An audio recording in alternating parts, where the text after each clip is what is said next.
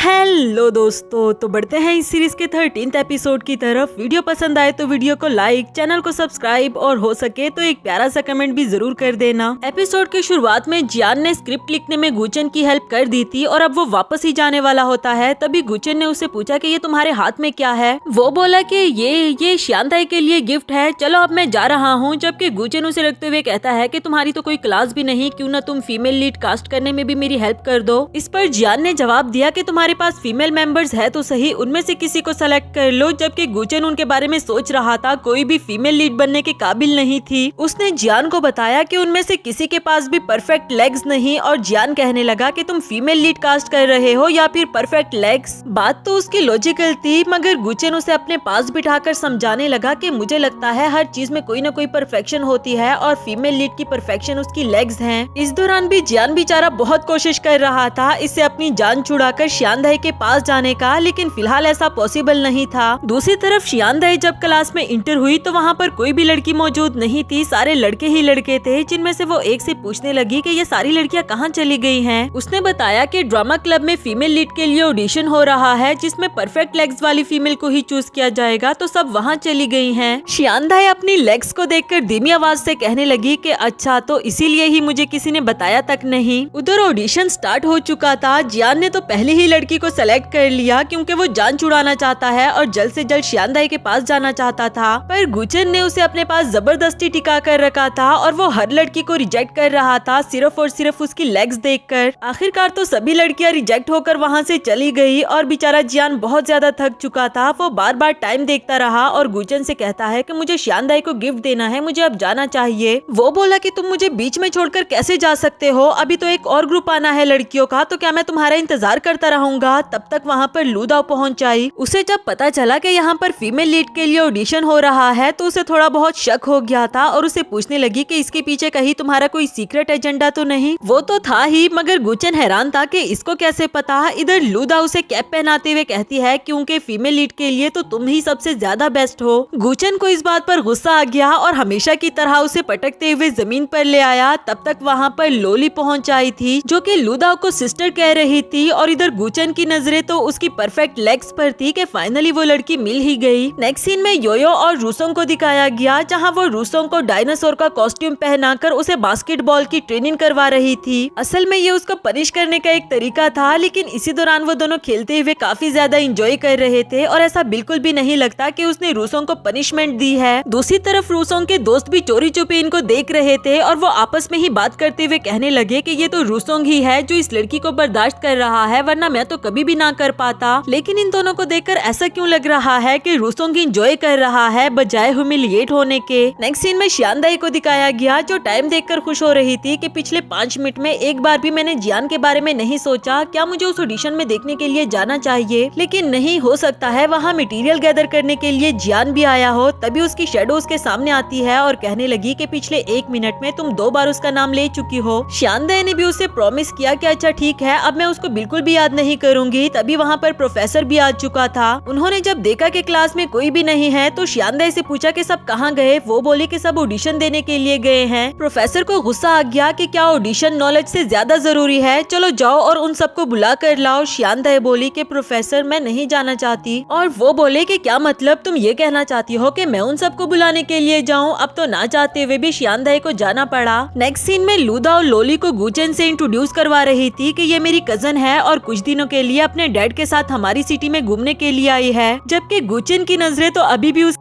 Legs पर थी। जियान ने भी ये बात नोटिस कर ली और मौके का फायदा उठाते हुए कहने लगा कि शायद अब मुझे जाना चाहिए। इस बार गुचन ने भी उसे जाने दे दिया। उसके जाते ही गुचन लोली से पूछ ही लेता है कि क्या तुम एक्टिंग करना चाहोगी, मैं तुम्हें फीमेल लीड का रोल देना चाहता हूँ। वो तो फौरन से खुशी खुशी मान गई थी, मगर लूदाओ को अच्छा नहीं लग रहा था क्योंकि वो तो चाहती थी कि गुचन ही फीमेल लीड का रोल करे। इसी दौरान गुचन को रियलाइज हुआ कि ये परफेक्टली वो लेग्स तो नहीं जो कि पिक्चर में है, लेकिन खैर गुजारा हो जाएगा। असल में वो लेग्स फीलिंग्स लू दाओ की है, मगर गुचेन का ध्यान तक नहीं जा रहा क्योंकि उसने तो हमेशा इसे लड़के के रूप में ही देखा। इधर लोली को स्क्रिप्ट काफी ज्यादा पसंद आया कि ये कुछ जाना पहचाना सा है। गुचेन से पूछने लगी कि ये किसने लिखा। वो बोला कि मेरे दोस्त ने लिखा, अभी अभी जो बाहर गया है लंबा सा। लोली उसे कुछ कंफर्म करने के लिए उसके पीछे आई और उसे रोकते हुए कहने लगी कि आपने स्क्रिप्ट बहुत ज्यादा अच्छी लिखी है। ये स्क्रिप्ट मुझे एक मास्टरपीस की याद दिला रही है। वो बोला कि मास्टरपीस? कौन सा मास्टरपीस? इस पर लोली उसे कॉमिक बुक की स्क्रिप्ट सुनाने लगी, जो सुनकर जियान बोला कि ये कैसी स्क्रिप्ट है, दिखाओ जरा किस इडियट ने लिखी। लोली ने उसे fall in love comic book दिखाई, जो देखकर जियान धीमी आवाज से कहने लगा कि अरे ये इडियट तो मैं ही हूँ। दूसरी तरफ शियांदाए उन सबसे कहती है कि यहाँ देखना बंद करो, प्रोफेसर तुम सबको बुला रहे हैं। जो सुनकर वो सब चले गए और तभी गुचेन ने भी उसे देख लिया था। उसे पूछने लगा कि तुम जियान से नहीं मिली क्या? वो सुबह से तुम्हें ढूंढ रहा है, तुम्हें कुछ गिफ्ट देना चाहता है। पर शियांदाए को यकीन नहीं आ रहा था और वो कहने लगी कि यकीनन तुम्हें गलत फहमी हुई होगी। वहाँ से चली गई। उसके जाते ही लू दाओ पहुँच आई, जो गुचेन को 2 बुक्स पकड़ाकर वहाँ से चली गई और हम देखते हैं कि उसमें परफेक्ट लड़की बनने के तरीके लिखे हुए थे, जिस पर गुचेन को तो काफी ज्यादा गुस्सा आया। बुक्स भी उनके पीछे फेंक दी थी, जो कि जियान और लोली के पास आकर गिरे। पहले तो वो भी देखकर हैरान हो गए कि ये बुक्स कहाँ से आई, लेकिन खैर इन दोनों को बैठने के लिए कुछ मिल गया था। इधर शियांदाए चलते चलते खुश हो रही थी कि जियान मुझे क्या गिफ्ट देना चाहता होगा, और तभी उसकी शैडो उसके सामने आते हुए कहती है कि ये 4थी बार है तुम उसका नाम ले चुकी। अब तो शियांदाए भी उसे इग्नोर करने लगी थी, जबकि वो शैडो इसे कहती है कि बेवकूफ लड़की, उसे सिर्फ ब्लैंकन करने के लिए तुम्हारी जरूरत है। यहाँ पर टाइम वेस्ट करने से बेहतर है कि क्लास लेने जाओ। शियांदाए भी वापस ही जा रही थी कि तभी उसने सामने जियान को देखा, जो लोली को अपना ऑटोग्राफ दे रहा था, क्योंकि वो जान चुकी कि जियान ही मेंगयान है। इस बात पर उसे काफी ज्यादा गुस्सा आ गया कि मुझे तो लगता था कि इसके दिल में मेरे लिए स्पेशल जगह है, सिर्फ मुझे ही ऑटोग्राफ दिया, मगर ये तो सबको देता फिर रहा है, हालांकि वो लोली ने खुद ही मांगा था। गुस्से में वहाँ से जाने लगी। जियान ने भी उसे देख लिया था और उसके पीछे भागकर उसे रोक देता है कि मेरे पास तुम्हारे लिए कुछ है, जबकि शियांदाए ने गुस्से में उसके हाथ से वो पेपर भी फेंक दिया था कि मुझे तुम्हारा कुछ भी नहीं चाहिए, जो तुम सब लोगों को देते फिरते हो, और फिर वहाँ से चली गई। जियान को भी काफी ज्यादा बुरा लगा, वहीं पर खड़े देखता रहा। इसके बाद नेक्स्ट सीन में शियांदाए जियान के साथ गुजारे हुए लम्हों को सोच रही थी। वैसे तो वो चाहती थी कि वो जियान के बारे में ना सोचे, लेकिन इस वक्त वो खुद पर बिल्कुल भी कंट्रोल नहीं कर पा रही थी। और दूसरी तरफ हमें जियान को दिखाया गया, वो भी यही सोच रहा था कि शियांदाए को कैसे कंफर्ट करूं। वो स्केच तो उसे मिला ही नहीं। वही गुचेन भी उसके पास बैठा हुआ था, जिसने स्क्रिप्ट कंप्लीट कर ली। वो जियान से कहता है कि लू दाओ काफी अरसे से मुझे फीमेल लीड का रोल करने के लिए कह रही है, लेकिन मैं चाहता हूँ कि वो इस आइडिया पर गिव अप कर दे। इधर जियान भी उसे घूर घूर कर देखने लगा, जैसे वो भी कहना चाहता हो कि लू दाओ का आइडिया कुछ बुरा नहीं है। तभी डोर पर नॉक हुआ। देखने पर यूजी था। वो कहता है कि मेरा अम्ब्रेला टूट गया है और बारिश से बचने के लिए मुझे कुछ वक्त यहाँ पर रहने दो। उसके इंटर होते ही रूसोंग भी पहुँच आया था, जो अम्ब्रेला नहीं लाया, और बारिश से बचने के लिए उसे भी जगह चाहिए थी। दूसरी तरफ लू दाओ और योयो भी कुछ टाइम स्पेंड करने के लिए शियांदाए के पास पहुँच आई थी, जिन्हें देखकर तो शियांदाए काफी ज्यादा खुश हो गई, क्योंकि वो अकेले बोर हो रही थी। इधर यूजी ने चेंज कर लिया था और वो कहता है कि माफ करना, मुझे तुम लोगों के सामने ही चेंज करना पड़ा। और यूजी कहने लगा कि इसमें माफी मांगने की क्या बात, हम तीनों तो एक दूसरे के सामने न्यूड भी हो चुके। असल में वो बीच की ही बात कर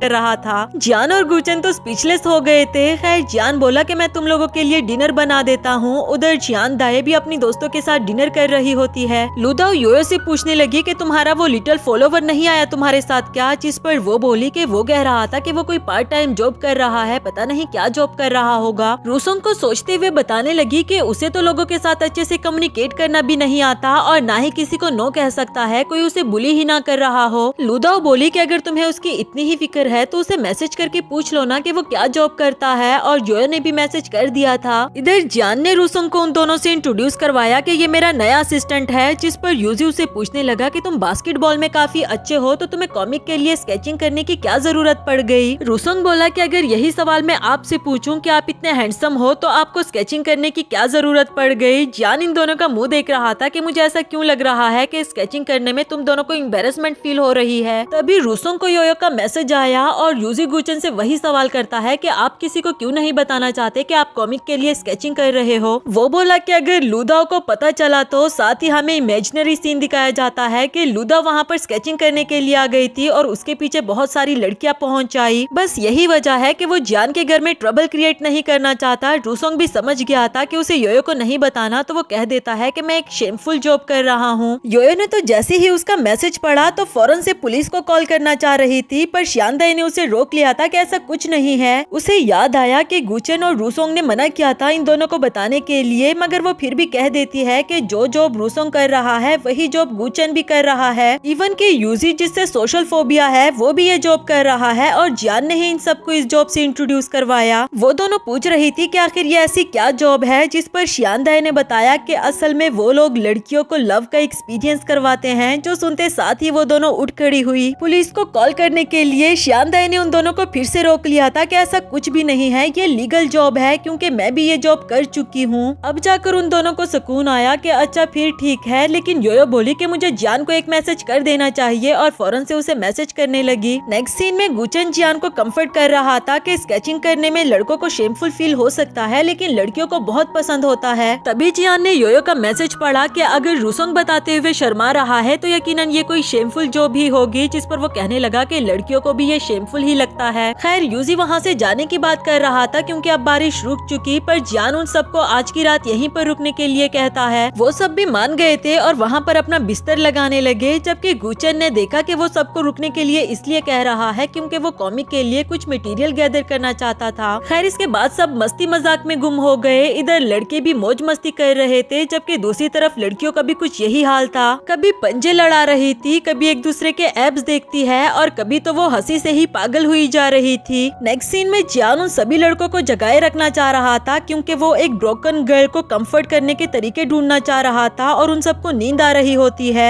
एट द एंड रूसोंग उसके सवालों का जवाब देने लगा। जियान भी बड़े मजे मजे से सुन रहा था और साथ ही नोट भी कर रहा होता है, पर लास्ट में उसे पता चला कि ये तो योयो की बात कर रहा था। इस सब पे क्रॉस लगाकर उसे सोने के लिए कह दिया। इसके बाद गुचन की बारी आई, वो भी इसे अपने अंदाज में बताने लगा, पर एट द एंड जियान को पता चला कि ये लूदाओ की ही बात कर रहा है। तो इस सब पर भी क्रॉस लगाकर उसे सोने के लिए कहना पड़ा और आखिरकार यूजी ही बचा था। उसके आइडियाज तो हमेशा फिल्मी ही होते हैं जो रियल लाइफ में बंदा इम्प्लीमेंट कर ही नहीं सकता। आखिरकार यूजी के पास एक ही आइडिया बचा था जो कि गर्ल्स गेम खेलना है और वो सभी लोग खेलना शुरू कर देते हैं। उधर श्यानदाई भी उन दोनों के साथ कुछ गेम ही खेल रही थी और इसी दौरान उसने नोटिस किया कि अभी तक ये दोनों गुचन और रूसोंग को नहीं बोली बल्कि मुसलसल उन्हीं का जिक्र कर रही है। इधर बातों ही बातों में यूजी ने रूसोंग से पूछा कि क्या तुम जी योए को लाइक करते हो, और वो बोला कि बिल्कुल भी नहीं, वो हर बार मुझे बॉल से हिट करती है, मुझे डांस के लिए फोर्स करती है और ये भी कि मैं उसे डिनर ट्रीट करूं, मैं उसे बिल्कुल भी लाइक नहीं करता। यूजी उसे कहता है कि बेवकूफ इंसान, वो तुम्हें लाइक करती है तभी तो ये सब कुछ तुम्हारे साथ कर रही है, वरना तुम खुद सोचो क्या उसने किसी और को फोर्स किया कि उसे डिनर ट्रीट करे क्योंकि वो तुम्हारे साथ अकेले में टाइम स्पेंड करना चाहती है। पर रूसोंग काफी ज्यादा कंफ्यूज था और वो कहता है मगर मैं पहले से ही किसी और को लाइक करता हूँ। म्यूजिक क्लब की योयो को वो बहुत ज्यादा अच्छी है और बहुत अच्छा गाती है, जबकि इन सब में किसी को भी पता नहीं था कि योयो ही जी योए है। जियान को तो पता था मगर उसने इन लोगों की बातें सुनी ही नहीं, वो अपने ही सोच में गुम था। तभी वो विंडो के पास आता है और बाहर उसे कोई लड़की नजर आई तो उसे लगा कि ये तो श्यानदाई है। फौरन उसके लिए अम्ब्रेला लेकर आ गया था, पर उसके मुड़ने पर इसने देखा कि वो कोई और लड़की थी। खैर फिर भी उसे सॉरी करके अम्ब्रेला दे दिया और काफी सैड फील कर रहा था। अब वो घर वापस जाने लगा और इसी के साथ हमारा ये वाला एपिसोड भी खत्म हुआ।